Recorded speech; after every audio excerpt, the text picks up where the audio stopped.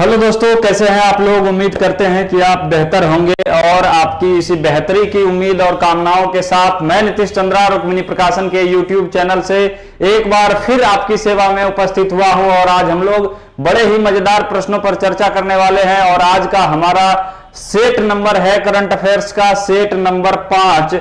और set number 5 के 20 महत्वपूर्ण और खूब मजेदार प्रश्नों पर आज हम बात करेंगे। जैसा कि आप वाकिफ हैं, आप अवगत हैं कि प्रतिदिन मैं आपके लिए रुक्मिणी प्रकाशन के करंट अफेयर्स के पुस्तक में दिए गए 30 ऑब्जेक्टिव्स के सेट में एक सेट पर चर्चा करता हूं और एक सेट में 20 प्रश्न होते हैं जो कि बेहद ही महत्वपूर्ण होते हैं। जितने भी परीक्षाएं होने वाली हैं आप अवगत हैं। रेलवे, एनटीपीसी, ग्रुप डी की परीक्षाओं की तिथियां आ चुकी हैं और बिहार में भी कई परीक्षाएं होनी है और कई परीक्षाएं आयोजित हो भी चुकी हैं। उनमें करंट अफेयर्स की जो भूमिका है उससे यह आकलन लगाया जा सकता है कि आने वाली परीक्षाओं में भी इसकी महत्ता भरपूर होने वाली है। और साथ ही साथ दिल्ली पुलिस की भी परीक्षा वर्तमान में चल रही है। इन सभी परीक्षाओं में करंट अफेयर्स एक खासा योगदान करता है आपकी सफलता को सुनिश्चित करने में। तो इसी सफलता को सुनिश्चित करने के लिए इस अपनी तैयारी को और मजबूत और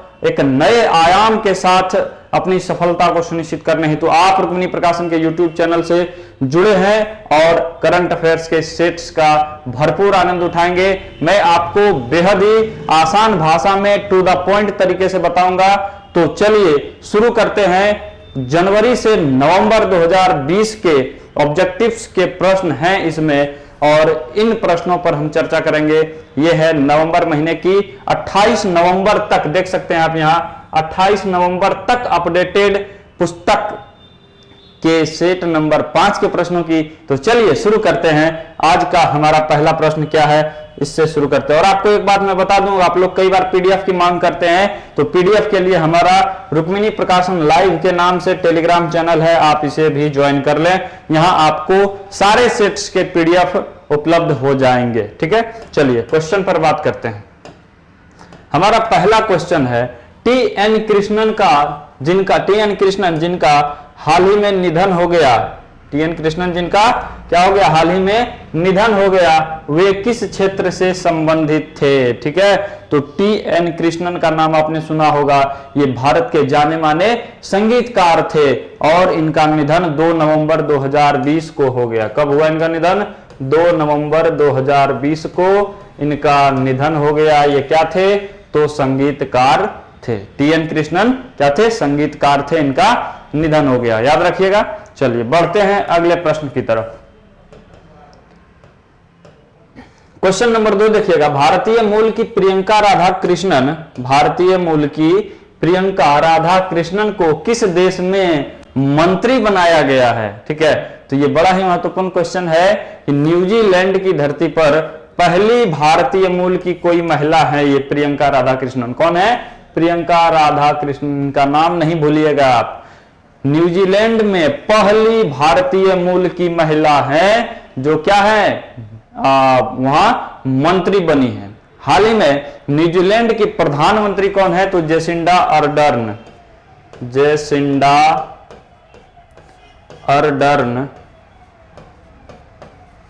ठीक है, ये नाम हमने रखा नहीं है, नाम इनके माता पिता ने रखा है। इसलिए अगर नाम में आपको तकलीफ हो तो 2-4 बार पढ़िए, 2-4 बार लिखिए, आपको आसानी से याद रह जाएगा। तो जेसिंडा अर्डर्न यहाँ की क्या है? न्यूजीलैंड की प्रधानमंत्री हैं। इन्होंने हाल ही में 5 सदस्यों की नए मंत्रियों की नियुक्ति की, 5 सदस्यों को नए मंत्रियों के रूप में नियुक्त की। उसी में से ये प्रियंका राधा कृष्णन जो भारतीय मूल की हैं, इन्हें भी मंत्री नियुक्त किया गया है। ठीक है, तो ये कहां मंत्री बनी है? न्यूजीलैंड में। और याद रखिएगा कि ये जेसिंडा अर्डर्न किस पार्टी की है? तो लेबर पार्टी की है और लेबर पार्टी की ही नेता है कौन? प्रियंका राधा कृष्णन भी। कौन? प्रियंका राधा कृष्णन भी लेबर पार्टी की ही नेता हैं। ठीक है, तो लेबर पार्टी की प्रियंका राधा कृष्णन न्यूजीलैंड में मंत्री बनने वाली पहली भारतीय मूल की व्यक्ति या महिला हैं। चलिए अगले क्वेश्चन की तरफ बढ़ते हैं। क्वेश्चन नंबर 3 देखिएगा। फ्रांस में खेली गई एलेक्सिस वेस्टाइन इंटरनेशनल मुक्केबाजी टूर्नामेंट में किस भारतीय मुक्केबाज ने स्वर्ण पदक जीता? ठीक है, फ्रांस में खेला गया कौन सा टूर्नामेंट भाई? एलेक्सिस वेस्टाइन इंटरनेशनल मुक्केबाजी टूर्नामेंट हुआ और इसमें 3 खिलाड़ियों ने स्वर्ण पदक जीता। कितने खिलाड़ियों ने जीता? 3 खिलाड़ियों ने स्वर्ण पदक जीता, 3 खिलाड़ियों ने रजत पदक जीता, 3 खिलाड़ियों ने स्वर्ण जीता। यहां स्वर्ण पदक की बात हो रही है कौन से? एलेक्सिस वेस्टाइन इंटरनेशनल मुक्केबाजी टूर्नामेंट, यानी ये मुक्केबाजी है, ठीक है।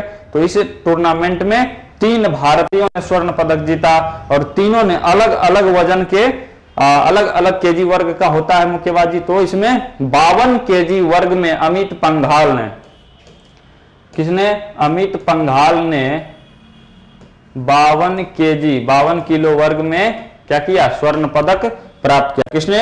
अमित पंघाल ने। अमित पंघाल ने कितने केजी वर्ग में? आपके 52 केजी वर्ग में। उसके बाद याद रखिएगा आशीष कुमार, किसने? दूसरा याद रखिएगा कौन जीता स्वर्ण पदक भारत की ओर से? आशीष कुमार।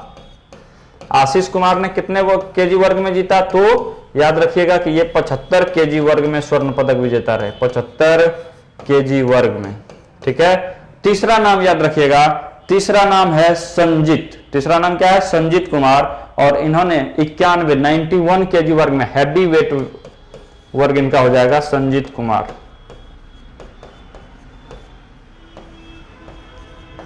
ठीक है। इन्होंने 91 केजी वर्ग में क्या किया? स्वर्ण पदक प्राप्त किया। तो भारत की ओर से कितने लोगों ने एलेक्सिस वेस्टाइन इंटरनेशनल मुक्केबाजी चैंपियनशिप में 3 पदक जीते, स्वर्ण पदक जीते? तो 3 खिलाड़ियों ने, पहला कौन? अमित पंघाल 52 केजी वर्ग, दूसरा आशीष कुमार 75 केजी वर्ग और Sanjeet Kumar 91 KG heavy weight वर्ग में स्वर्ण पदक प्राप्त किया। तो दिए गए विकल्पों में से कितने स्वर्ण पदक विजेता? 3 है, 3 में से एक ही विकल्प दिया गया अमित पंघाल।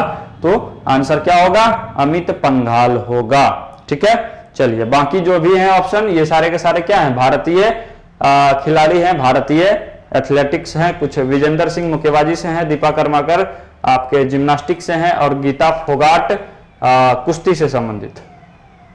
चलिए क्वेश्चन नंबर 4 की तरफ बढ़ते हैं। वनडे मैच में सर्वाधिक एम्पायरिंग करने वाले एम्पायर हैं, ठीक है। तो वनडे मैचों में, वनडे जानते हैं आप, क्रिकेट का एक फॉर्मेट होता है जिसमें कि 1 दिवसीय क्रिकेट टूर्नामेंट आयोजित होते हैं। क्रिकेट के 3 फॉर्मेट, टेस्ट क्रिकेट, वनडे और T20, ठीक है। तो इसमें वनडे क्रिकेट में सबसे ज्यादा एम्पायरिंग करने वाले अंपायर हाल ही में जो बने हैं वह हैं अलीम डार। ये पाकिस्तान के हैं। ये कहां के हैं? अलीम डार पाकिस्तान के हैं। हाल ही में इन्होंने रावलपिंडी क्रिकेट मैदान पाकिस्तान में पाकिस्तान और जिम्बाब्वे के मैच में एम्पायरिंग करके अपने करियर का 210वें मैच का एम्पायरिंग किया। कितने मैच का? 210वें मैच का एम्पायरिंग किया। किस मैदान पर? तो रावलपिंडी। ऐसे प्रश्न बनाए जाते हैं कई बार और पूछे जाते हैं। जैसे रेलवे में एक बार पूछा गया था कि हाल ही में अश्विन ने, रविचंद्रन अश्विन जो भारतीय क्रिकेट टीम के गेंदबाज हैं, उन्होंने 500 विकेट लेने का कारनामा किया है, उन्होंने यह उपलब्धि किस मैदान पर हासिल की? तो ऐसे प्रश्न आपको पूछ लिए जाते हैं कि अलीम डार ने किसके मैच में, किन देशों के बीच के मैच में एम्पायरिंग करके सर्वाधिक एम्पायरिंग करने का रिकॉर्ड बनाया या किस मैदान पर किया? तो ये आपको पूछे जा सकते हैं। तो 210वां मैच की एम्पायरिंग इन्होंने की कहां? तो Rawalpindi cricket stadium. Rawalpindi cricket stadium कहां है? तो रावलपिंडी क्रिकेट स्टेडियम पाकिस्तान में है, ठीक है। मैच किनके बीच था? तो मैच पाकिस्तान और जिम्बाब्वे के बीच था। किनके बीच? पाकिस्तान और जिम्बाब्वे के बीच था, ठीक है। तो इसमें किसने? अलीम डार ने, जो कि कहां के रहने वाले हैं? पाकिस्तान के रहने वाले हैं। इन्होंने क्या किया? सबसे ज्यादा वनडे मैचों में एम्पायरिंग करने का रिकॉर्ड अपने नाम किया। इनसे पहले रूडी कर्टजन, कौन? रूडी कर्टजन ने 210 मैचों में 209 वनडे मैचों में, रूडी कर्टजन 209 वनडे मैचों में, कितने में? 209 वनडे मैचों में, ओडीआई जिसको कहते हैं, वनडे इंटरनेशनल में क्या किए थे? एम्पायरिंग किए थे। और ये साउथ अफ्रीका के, दक्षिण अफ्रीका के एम्पायर हैं। कहां के रहने वाले हैं? ये दक्षिण अफ्रीका के रहने वाले हैं, ठीक है। क्लियर होगा ये। चलिए बढ़ते हैं अगले क्वेश्चन की तरफ। डॉक्टर तुलसीदास चुघ अवार्ड 2020 किसे प्राप्त हुआ? ठीक है, डॉक्टर तुलसीदास चुघ अवार्ड। सबसे पहले इस अवार्ड के बारे में जानिएगा कि यह award national academy of medical sciences India के द्वारा दिया जाता है। किसके द्वारा? नेशनल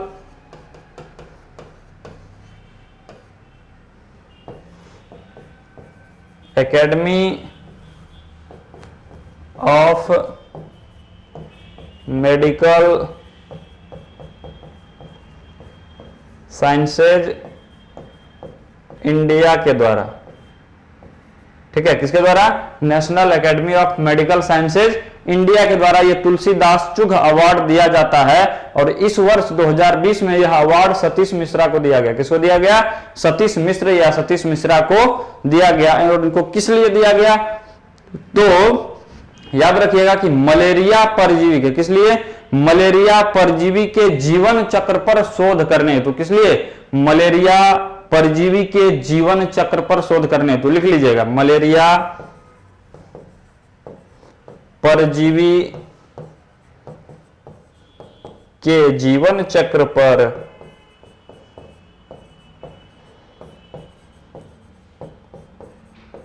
शोध करने हेतु। क्या करने हेतु? शोध करने हेतु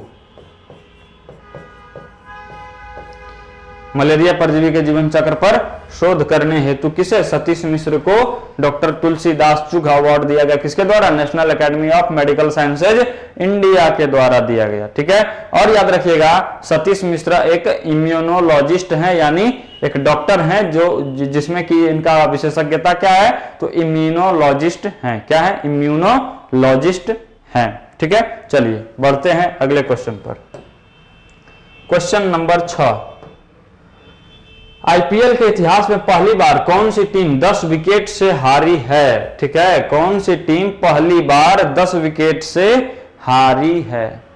तो याद रखिएगा कि चेन्नई सुपर किंग्स। कौन? चेन्नई सुपर किंग्स यानी सीएसके। पहली बार ऐसा हुआ कि ये प्लेऑफ में भी नहीं जगह बना पाई। क्या हुआ? प्लेऑफ में भी जगह नहीं बना पाया। 3 बार की आईपीएल चैंपियन रही चेन्नई सुपर किंग्स, इस बार प्लेऑफ में जगह बनाने से नाकाम रही। और साथ ही साथ आईपीएल के इतिहास में पहली बार ऐसा हुआ है कि किसी टीम को 10 विकेट से हार का सामना करना पड़ा। और सीएसके को यह मैच हराया किसने? तो मुंबई ने। किसने हराया? मुंबई ने। आईपीएल के सबसे अधिक बार के विजेता रहे। इस बार भी 2020 आईपीएल के भी विजेता कौन है? मुंबई इंडियंस हैं। तो मुंबई इंडियंस के इस बार विजेता होने के पश्चात, ये पिछले बार भी जब जीते थे तो चेन्नई को पीछे छोड़ चुके थे, सब सर्वाधिक विजेता थे। इस बार भी जीते तो 5वीं बार इनकी ये जीत हुई। और इस बार 2020 के आईपीएल के एक मैच में मुंबई ने चेन्नई को 10 विकेट से पराजित कर दिया था। ठीक है, और चेन्नई के कप्तान कौन थे? तो महेंद्र सिंह धोनी। और मुंबई इंडियंस के कप्तान रोहित शर्मा हैं। दोनों इंडियन क्रिकेट टीम के लिए खेलते हैं, लेकिन धोनी अब नहीं खेलते हैं। ठीक है, आरसीबी के कप्तान विराट कोहली थे, इसको रॉयल चैलेंजर्स बेंगलुरु कहते हैं। और दिल्ली कैपिटल्स के कप्तान श्रेयस अय्यर थे। फाइनल में मुंबई इंडियंस ने दिल्ली कैपिटल्स को ही हराकर इस वर्ष के खिताब पर कब्जा किया। ठीक है, और ये आईपीएल का कितना संस्करण था? 13वां संस्करण था। ठीक है, और इस आईपीएल के टाइटल प्रायोजक कौन थे? तो ड्रीम 11। कौन था? ड्रीम 11। चलिए अगले क्वेश्चन की तरफ बढ़ते हैं। Question number 7। क्वेश्चन नंबर 7 है, एडिटर्स गिल्ड ऑफ इंडिया का नया अध्यक्ष किसे बनाया गया है? Editors guild of India. ठीक है, एडिटर्स गिल्ड ऑफ इंडिया का नया अध्यक्ष बनाया गया है सीमा मुस्तफा को। किसे बनाया गया है? सीमा मुस्तफा को। और सीमा मुस्तफा द सिटीजन नामक अखबार की संपादक हैं। किसके? द सिटीजन न्यूज चैनल के संपादक हैं। द सिटीजन की संपादक हैं कौन? ये पूछा जा सकता है आपको कि किस चैनल या किस न्यूज संस्था की संपादक सीमा मुस्तफा को एडिटर्स गिल्ड ऑफ इंडिया का नया अध्यक्ष बनाया गया। तो क्या याद रखिएगा? द सिटीजन का की संपादक हैं कौन? सीमा मुस्तफा। इन्हीं को क्या बनाया गया? एडिटर्स गिल्ड ऑफ इंडिया का नया अध्यक्ष बनाया गया है। साथ ही साथ याद रखिएगा कि हार्ड न्यूज के संपादक संजय कपूर को हार्ड न्यूज के संपादक संजय कपूर को महासचिव बनाया गया है। किसका? किसका? एडिटर्स गिल्ड ऑफ इंडिया का। किसको बनाया गया? तो संजय कपूर को। ये क्या है? तो हार्ड न्यूज के संपादक हैं, हार्ड न्यूज के संपादक हैं। हार्ड न्यूज के संपादक संजय कपूर को एडिटर्स गिल्ड ऑफ इंडिया का क्या बनाया गया? महासचिव बनाया गया। और अध्यक्ष द सिटीजन की संपादक सीमा मुस्तफा को बनाया गया है। ठीक है, अध्यक्ष। चलिए बढ़ते हैं अगले क्वेश्चन की तरफ। क्वेश्चन नंबर 8 देखिएगा। टेलीकॉम कंपनी ने महिला सुरक्षा एवं घरेलू हिंसा को नियंत्रित करने के लिए कौन सा मोबाइल ऐप लॉन्च किया?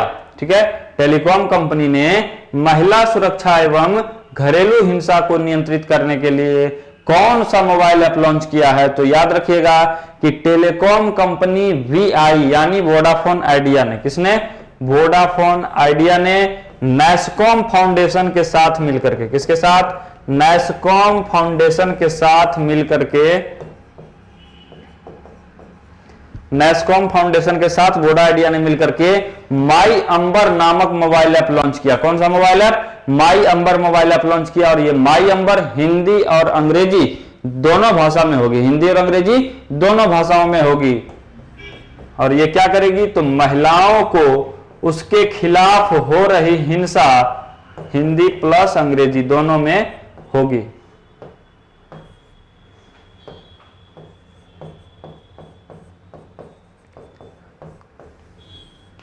ये क्या करेगा माई अंबर ऐप?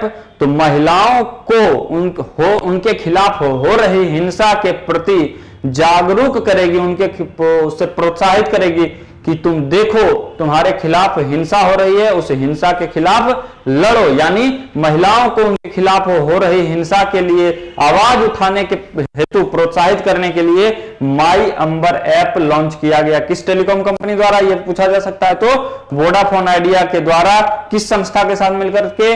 तो नैसकॉम फाउंडेशन के साथ मिलकर के यह ऐप लॉन्च किया गया है। कौन सा? माई अंबर।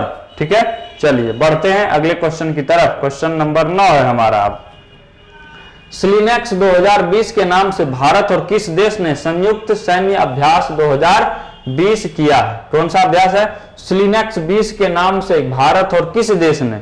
स्लिनेक्स, इसके नाम में ही इसका उत्तर छिपा होता है। तो स्लिनेक्स जब आप लिखेंगे तो इसमें देखिए क्या है? SL for Sri Lanka, SL for Sri Lanka, ऐसे आप याद रख सकते हैं। I for India, I for क्या? इंडिया। और N फॉर याद रखिएगा नेवल, नेवल। और X मतलब एक्सरसाइज।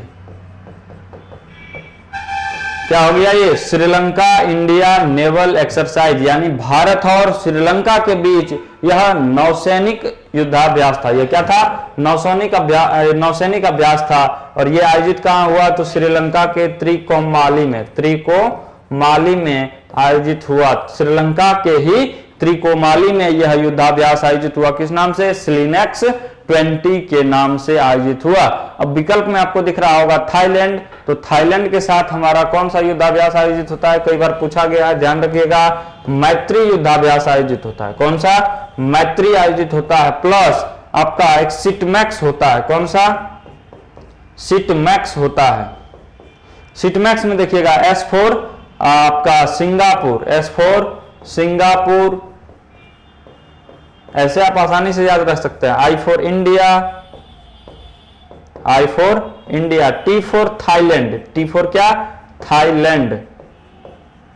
और M से मिलिट्री, X से एक्सरसाइज, यानी Singapore India Thailand military exercise सिटमैक्स के नाम से किन किन देशों के बीच होता है? तो भारत, सिंगापुर और थाईलैंड के बीच सिटमैक्स होता है। और भारत और थाईलैंड के बीच केवल बात करें तो मैत्री युद्धाभ्यास का आयोजन किया जाता है। और सिटमैक्स का आयोजन 2020 में जो किया गया, सिटमैक्स 2020 का आयोजन हुआ पोर्ट ब्लेयर में। कहां हुआ? पोर्ट ब्लेयर में हुआ। ठीक है, चलिए अगले क्वेश्चन की तरफ बढ़ते हैं। क्वेश्चन नंबर 10, अंतर्राष्ट्रीय साक्षरता दिवस 2020 का थीम क्या है? ठीक है, तो इसको अंतर्राष्ट्रीय साक्षरता दिवस 2020 की थीम इसमें नहीं है, इसको 19 कर लीजिएगा। अंतर्राष्ट्रीय साक्षरता दिवस 2019 का थीम क्या है? तो 2019 का थीम हो जाएगा साक्षरता और बहुभाषावाद। क्या हो जाएगा? साक्षरता और बहुभाषावाद, ये 2019 की थीम है। और अंतर्राष्ट्रीय साक्षरता दिवस 8 अक्टूबर को मनाया जाता है। कब मनाया जाता है? 8 सितंबर को मनाया जाता है। 8 सितंबर को अंतर्राष्ट्रीय साक्षरता दिवस मनाया जाता है। 8 सितंबर को साक्षरता और बहुभाषा दिवस 2019 की थीम थी, जो कब मनाया गया? अंतर्राष्ट्रीय साक्षरता दिवस 2019 8 सितंबर को। और 2020 में जो अंतर्राष्ट्रीय साक्षरता दिवस 2020 मनाया गया, उसकी थीम है साक्षरता दिवस व कोविड-19। साक्षरता दिवस व कोविड-19 संकट में उससे परे शिक्षा। क्या है? साक्षरता शिक्षण व कोविड-19 संकट में उससे परे शिक्षा, ये 2020 के 8 सितंबर को मनाए जाने वाले अंतर्राष्ट्रीय शिक्षा दिवस का थीम है। ठीक है, चलिए, तो ये थीम साक्षरता और बहुभाषावाद 2019 का है। 2020 का हमने आपको बतला दिया, साक्षरता और शिक्षा, कोविड-19 संकट में उससे परे शिक्षा। चलिए बढ़ते हैं क्वेश्चन नंबर 11 की तरफ। कौन सा देश फेस स्कैन करने वाला पहला देश बन गया है? ठीक है, तो पहला देश बना है सिंगापुर। कौन? सिंगापुर, जो फेस स्कैन करने वाला देश बन गया है। हमारे यहाँ क्या प्रचलन है? आधार कार्ड का प्रचलन है। और आधार कार्ड में आपने देखा होगा कि एक साइड में हमारा क्या होता है? बारकोड होता है। और इस बारकोड के जरिए हम स्कैन करके क्या पता लगा सकते हैं? किसी भी व्यक्ति से संबंधित डाटा रख सकते हैं, उससे उसके जीवन से जुड़ी महत्वपूर्ण सरकारी जानकारियां रख सकते हैं जो सरकार को आवश्यक होती है, जैसे उसका नाम, उसके पिता या पति का नाम, उसकी जन्म तिथि, उसका पूरा पता। ठीक है, और साथ ही साथ आधार कार्ड में हमारे आंखों का स्कैनिंग रहता है और हमारे फिंगरप्रिंट्स का स्कैनिंग भी रहता है, तो जिसके आधार पर कि सरकार के पास लोगों की आधारभूत जानकारियां इकट्ठा रहती हैं, यानी संग्रहित रहती हैं। अब सिंगापुर सरकार ने क्या किया है कि वह फेस स्कैन की परंपरा को शुरू किया है, जिसके तहत कि सरकार लोगों के फेस को, चेहरे को स्कैन करेगी और उसके चेहरे को स्कैन करके बैंकों में और अन्य सरकारी संस्थाओं में सेव करेगी और उसे व्यक्ति के वेरिफिकेशन के तौर पर बाद में इस्तेमाल किया जाएगा। ये जैसे आपके फेस को स्कैन करके डाटा को रख लिया जाएगा, सेव कर लिया जाएगा, और जैसे ही आप बैंक जाते हैं तो बैंक में आपके उस स्कैनिंग से आपके फेस का मिलान किया जाएगा। यदि मैचिंग होता है तो ही आपको उस खाते, जिस व्यक्ति का स्कैनिंग होगा, आपको उस खाते से जुड़ी जानकारी दी जाएगी, या जो भी मूलभूत जानकारियां होंगी आपको दी जाएंगी, अन्यथा नहीं दी जाएंगी। तो यह पूरी तरह से क्या है? यह पूरी तरह से पारदर्शी है, यानी लोगों को गलत कार्य के प्रति आगे बढ़ने से रोकना इसका उद्देश्य है। और साथ ही साथ कई लोगों के द्वारा इसे लेकर के निजता पर, प्राइवेसी को लेकर भी सवाल उठ रहे हैं। तो क्या होगा आगे ये पता नहीं, लेकिन फिलहाल सिंगापुर की सरकार ने इसकी अनुमति दे दी है और यह सिंगापुर फेस स्कैन करने वाला पहला देश बन गया। यानी आधार कार्ड के डाटा की तरह वह सिंगापुर में लोगों के फेस को स्कैन करके रखा जाएगा और किसी भी सार्वजनिक संस्थानों में उसको क्या किया जाएगा? पहले फेस का मिलान कराया जाएगा, तत्पश्चात ही वह व्यक्ति वेरिफिकेशन के पश्चात आगे किसी कार्य को संपादित कर पाएगा। ठीक है, तो ये फेस स्कैन की अनुमति देने वाला पहला देश कौन हो गया? सिंगापुर। सिंगापुर की राजधानी सिंगापुर सिटी ही है। चलिए क्वेश्चन नंबर 12 देखिएगा। किस राज्य सरकार ने सिविल सेवा में 33% महिलाओं के लिए आरक्षित कर दिया है? सिविल सेवा में, सिविल सेवा मतलब होता है अलग अलग राज्यों में राज्य लोक सेवा आयोग और केंद्र में संघ लोक सेवा आयोग होता है। केंद्र में, संघ में यूपीएससी और राज्यों में, अलग अलग राज्यों में पीसीएस यानी राज्य लोक सेवा आयोग होते हैं। बिहार में बीपीएससी, राजस्थान में आरएएस, पश्चिम बंगाल में डब्ल्यूपीएससी, आपका यूपी में यूपीपीसीएस, उसके बाद आपका छत्तीसगढ़ में छत्तीसगढ़ पीसीएस होता है। तो अलग अलग राज्यों में अलग अलग पीसीएस होते हैं, यानी राज्य लोक सेवा आयोग होते हैं। तो पंजाब में क्या है? पंजाब राज्य ने सिविल सेवा में, ठीक है, पंजाब राज्य ने सिविल सेवा में महिलाओं के लिए 33% स्थान रिजर्व कर दिया है, जबकि बिहार जैसे राज्य में पहले से ही प्रत्येक प्रकार की वैकेंसी में, हर प्रकार के सार्वजनिक रोजगार के अवसर में महिलाओं को 35% आरक्षित, महिलाओं के लिए 35% आरक्षित है। महिलाओं के लिए कितना है बिहार में? 35% स्थान हर प्रकार की वैकेंसी में, हर प्रकार की बहाली में आरक्षित है, ठीक है। तो 33% का आरक्षण किस राज्य ने हाल ही में दिया है? तो पंजाब ने महिलाओं को, केवल किस क्षेत्र में? सिविल सेवा में। चलिए क्वेश्चन नंबर 13 देखिएगा, प्रतिवर्ष राष्ट्रीय दुग्ध दिवस कब मनाया जाता है? ठीक है, तो आप जानते होंगे कि भारत में दुग्ध क्रांति के जनक यानी श्वेत क्रांति के जनक कह सकते हैं, कौन थे? वर्गीज कुरियन का नाम आपने सुना होगा। किनका? वर्गीज कुरियन साहब का नाम आपने सुना होगा।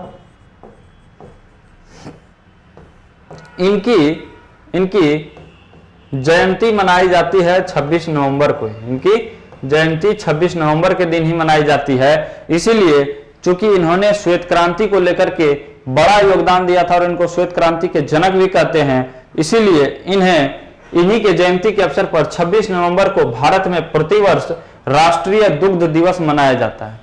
इन्हीं के जयंती के उपलक्ष्य में भारत में प्रतिवर्ष इन्हीं के सम्मान में राष्ट्रीय दुग्ध दिवस की तिथि को मनाया जाता है, 26 नवंबर को मनाया जाता है। इसके अलावा 26 नवंबर को भारतीय संविधान दिवस भी मनाया जाता है, क्योंकि 26 नवंबर 1949 को ही भारतीय संविधान भी बनकर तैयार हुआ था। तो 26 नवंबर को राष्ट्रीय दुग्ध दिवस वर्गीज कुरियन के सम्मान में और संविधान दिवस भी मनाया जाता है। साथ ही साथ बिहार में मद्य निषेध दिवस भी 26 नवंबर को ही मनाया जाता है। बिहार में मद्य निषेध दिवस, बिहार मद्य निषेध दिवस 26 नवंबर को मनाया जाता है।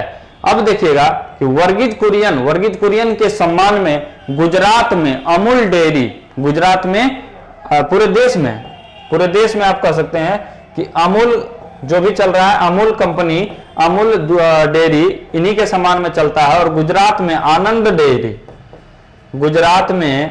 डेयरी इन्हीं के सम्मान में स्थापित किया गया है। आनंद डेयरी इन्हीं के सम्मान में स्थापित किया गया। कहां? ये पूछा गया क्वेश्चन है, तो गुजरात में।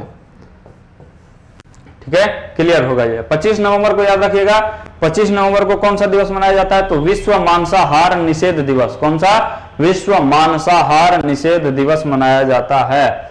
चलिए अगले क्वेश्चन की तरफ बढ़ते हैं। क्वेश्चन नंबर 14, यूएनओ की रिपोर्ट के आधार पर जलवायु आपदाओं में प्रभावित होने वाले देश में भारत का स्थान क्या है? ठीक है, तो यूएनओ का मतलब आप जानते होंगे यूनाइटेड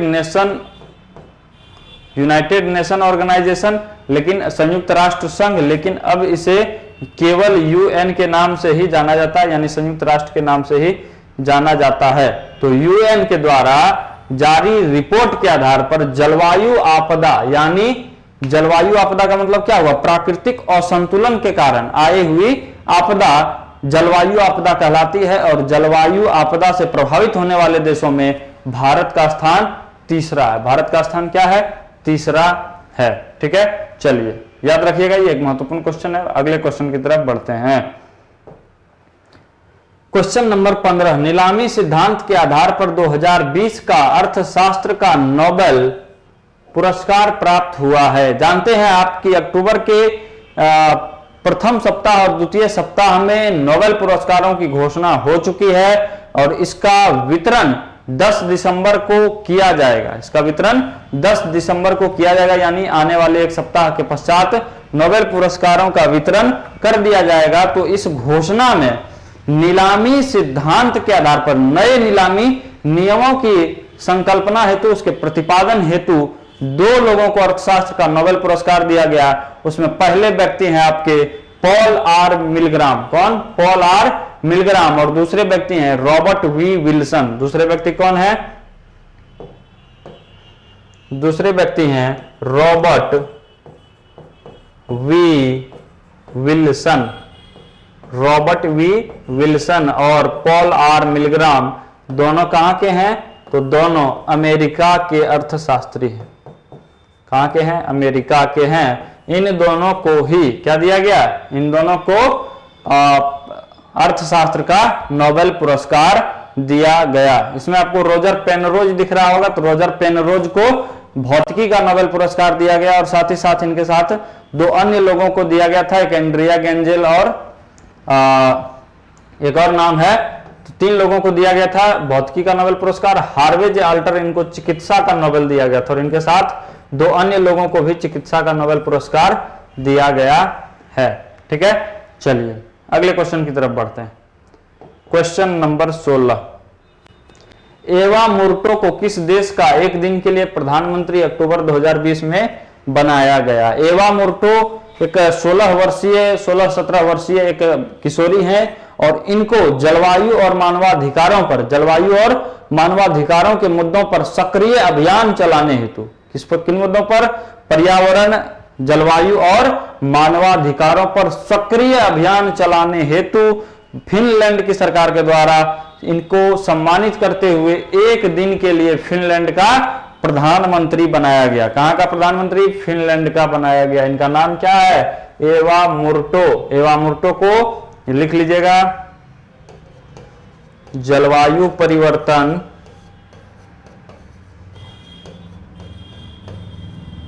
और मानवाधिकारों पर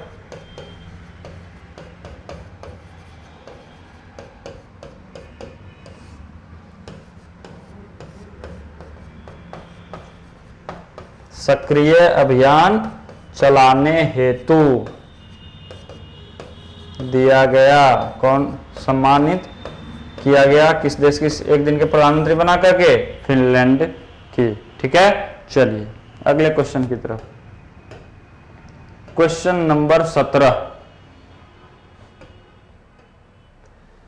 फाउंडेशन फॉर एनवायरमेंट एजुकेशन की ओर से भारत के कितने समुद्री तटों को ब्लू फ्लैग के लिए चुना गया है? ठीक है, तो फाउंडेशन फॉर एनवायरमेंट एजुकेशन की ओर से भारत के कुल 8 समुद्री तटों को ब्लू फ्लैग के लिए चुना गया है। और याद रखिएगा, पूरी दुनिया में 50 देशों में, दुनिया के कुल 50 देशों में 4664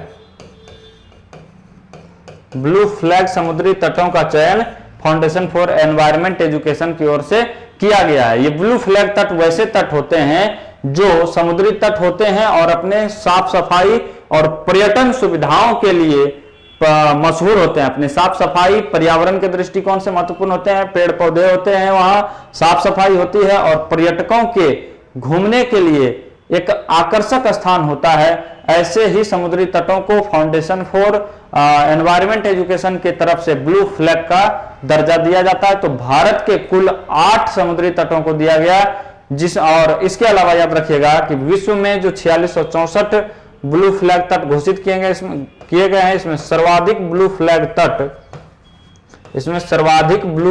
तट स्पेन का है। किसका है? स्पेन के पास है।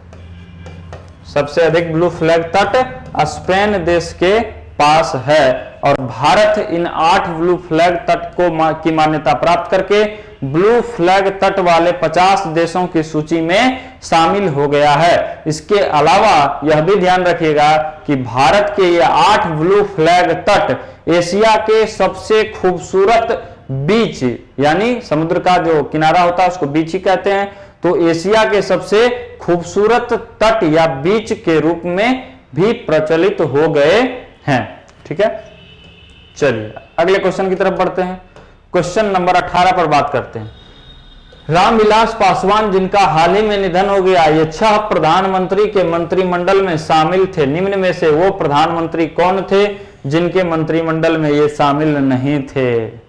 ठीक है, लोगों को पूछा जाता है कि किसके मंत्रिमंडल में शामिल थे, लेकिन इनके बारे में पूछा जा रहा है किनके मंत्रिमंडल में नहीं थे, यानी अधिकांश सरकार में ये मंत्री थे। तो कहा कितने, क्वेश्चन में भी दिया गया क्या थे? 6 प्रधानमंत्री के मंत्रिमंडल में ये शामिल रहे हैं। 6 प्रधानमंत्री के, यानी इनको मौसम वैज्ञानिक कहा जाता था और कहा जाता था कि ये चुनाव के ठीक पहले ये भांप लेते थे कि किसकी सरकार बनने वाली है, और उससे ठीक पहले जाकर के उनसे राजनीतिक संबंध स्थापित करते थे, राजनीतिक दोस्ताना संबंध स्थापित करते थे, और सरकार बनते ही मंत्रिमंडल में स्थापित हो जाते थे, मंत्रिमंडल में शामिल हो जाते थे। ठीक है, तो रामविलास पासवान बिहार के कद्दावर नेता थे, खास करके अनुसूचित जाति वर्ग के ये बड़े नेता थे, इनका नाम बड़ा था, और इनकी एक पार्टी भी थी, लोक जनशक्ति पार्टी, एलजेपी। वर्तमान में इनके पुत्र चिराग पासवान इस पार्टी के राष्ट्रीय अध्यक्ष हैं। ठीक है, लेकिन इनकी पार्टी रामविलास पासवान के द्वारा स्थापित की गई थी, और ये एलजेपी के नेता थे। जब इनका निधन हुआ तब ये खाद्य एवं उपभोक्ता मामले मंत्रालय के मंत्री थे। इनके निधन के पश्चात पीयूष गोयल को उपभोक्ता मामले और मंत्रालय का क्या दे दिया गया, प्रभार दे दिया गया है। ठीक है, इनका निधन 8 अक्टूबर को हुआ था, ये याद रखिएगा। ठीक है, बिहार चुनाव के दौरान ही इनका निधन हुआ था। तो ये मनमोहन सिंह के सरकार में भी मंत्री थे, अटल बिहारी वाजपेयी के सरकार में भी मंत्री रहे हैं, एचडी देवगौड़ा के सरकार में भी मंत्री रहे हैं, लेकिन ये पीवी नरसिम्हा राव की सरकार में मंत्री नहीं थे। ठीक है, ठीक है, क्लियर होगा ये क्वेश्चन। 6 बार मंत्री रहे थे 6 प्रधानमंत्री के कार्यकाल में, पीवी नरसिम्हा राव के काल में ये मंत्री नहीं रहे हैं। चलिए, 8 अक्टूबर 2020 को भारतीय वायुसेना ने अपनी स्थापना का कौन सा वर्षगांठ मनाया? ठीक है, तो 8 अक्टूबर 2020 को भारतीय वायुसेना ने अपना कैवां वर्षगांठ मनाया? तो ध्यान रखिएगा कि अपना 88वां वर्षगांठ मनाया। कैवां? 88वां, 88वां वर्षगांठ मनाया। भारतीय वायुसेना के बारे में याद रखिएगा कि भारतीय वायुसेना की स्थापना 8 अक्टूबर 1932 ईस्वी को हुई थी। कब हुई थी? 8 अक्टूबर 1932 ईस्वी को हुई थी। ठीक है, उस दृष्टिकोण से आप जोड़ करके देख सकते हैं। तो 2020 में इसका 88वां वर्षगांठ मनाया गया, और प्रतिवर्ष 8 अक्टूबर को भारतीय वायुसेना दिवस के रूप में भी मनाया जाता है। भारतीय वायुसेना का मुख्यालय नई दिल्ली में है। भारतीय वायुसेना का मुख्यालय नई दिल्ली में है, और भारत के अन्य सेनाओं की बात करें तो उसमें नौसेना और थल सेना है। तो थल सेना का स्थापना दिवस, थल सेना का दिवस मनाया जाता है आपका 15 जनवरी को। भारतीय सेना दिवस या भारतीय थल सेना दिवस, भारतीय थल सेना दिवस 15 जनवरी को मनाया जाता है। किस दिन मनाया जाता है? 15 जनवरी को मनाया जाता है। और नौसेना दिवस कब मनाया जाता है? तो नौसेना दिवस 4 दिसंबर को मनाया जाता है। किस तिथि को मनाया जाएगा? 4 दिसंबर को मनाया जाता है। ठीक है, चलिए बढ़ते हैं अगले क्वेश्चन की तरफ। क्वेश्चन नंबर 20 देखिएगा। सीबीआई के किस पूर्व महानिदेशक ने आत्महत्या कर लिया है? ठीक है, तो सीबीआई के पूर्व महानिदेशक रहे अश्विनी कुमार ने, किसने? अश्विनी कुमार ने हाल ही में आत्महत्या कर लिया। 8 अक्टूबर को ही इन्होंने भी सुसाइड कर लिया, और शिमला स्थित इनके घर से इनका एक सुसाइड नोट भी मिला, और जिसमें उन्होंने कई कारणों का जिक्र किया था अपनी सुसाइड के पीछे। ठीक है, तो अश्विनी कुमार जो सीबीआई के पूर्व महानिदेशक रहे हैं, साथ ही साथ ये नागालैंड जैसे राज्य के राज्यपाल के रूप में भी काम कर चुके हैं, और साथ ही साथ मणिपुर के राज्यपाल के रूप में भी इन्होंने काम किया है। मणिपुर और नागालैंड के राज्यपाल के रूप में भी इन्होंने क्या किया था? कार्य किया था अश्विनी कुमार। राकेश अस्थाना के बारे में याद रखिएगा कि राकेश अस्थाना वर्तमान में क्या है? तो बीएसएफ, बॉर्डर सिक्योरिटी फोर्स के महानिदेशक हैं। ये आपके विकल्प में है राकेश अस्थाना, और साथ ही साथ नारकोटिक्स कंट्रोल ब्यूरो के भी ये चीफ हैं। ठीक है, तो ये आज के सेट नंबर 5 के 20 महत्वपूर्ण प्रश्न थे, जिस पर कि हमने आज आपके समक्ष चर्चा किया। यही उम्मीद मैं कर सकता हूं कि ये आपको डिस्कशन बेहद ही महत्वपूर्ण लगा होगा, और आपको खूब मजा आया होगा, और आपने इसे एंजॉय किया होगा। तो कल पुनः मिलेंगे सेट नंबर 6 के 20 महत्वपूर्ण मजेदार प्रश्नों के, करंट अफेयर्स के प्रश्नों के साथ। तो तब तक अपनी तैयारी को आप जारी रखिए, कड़े संघर्ष से, कड़े मेहनत के साथ अपनी सफलता को सुनिश्चित करिए और साथ ही साथ रुक्मिणी प्रकाशन की तरफ से आपकी सफलता को बूस्टअप करने के लिए, आपकी सफलता को दृढ़ करने के लिए, मजबूत करने के लिए, एक नए स्वरूप में करंट अफेयर्स की तैयारी के लिए हम आपको मदद कर रहे हैं। साथ ही साथ अन्य विषयों के लिए भी हम आपके सेवा में हाजिर हैं। तो कल पुनः मिलेंगे इसी वादे, विश्वास और उम्मीद के साथ। मैं नीतीश चंद्र आज आपसे विदा लेना चाहूंगा सेट नंबर 6 के डिस्कशन तक। तब तक के लिए आपसे विदा चाहते हैं। जय हिंद, शुभ रात्रि।